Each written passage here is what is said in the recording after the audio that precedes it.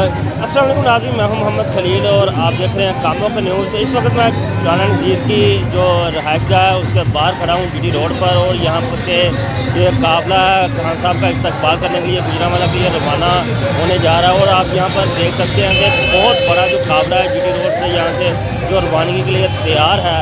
तो उम्मीद यही की जा रही है कि कामों की से एक बहुत बड़ा जो अवाम का समुंदर है वो खान साहब का इस्तकबाल करने के लिए जो है वो कामों से जा रहा है, और खान साहब का जो जलसा है वो कामयाब कराने के लिए जा रहे हैं। और कारकुनान जो है वो काफ़ी जो है वो पुरजोश नज़र आ रहे हैं। गुजरांवाला की तारीख़ का अल्लाह के फजल से सबसे बड़ा जलसा होने जा रहा है। हम इमरान खान साहब को गुजरांवाला में वेलकम कहते हैं, और पूरे इलाके बल्कि पूरे डिस्ट्रिक्ट गुजरांवाला से आए हुए मेहमानों को, जो लोग इस अजीम शान जलसे में शरीक हो रहे हैं, उनको खुशामदीद। इधर रिश्तेदार हैं, इधर पता चला है कि गुजरांवाला में जलसा है, तो इसलिए इमरान खान के साथ हैं हम सब।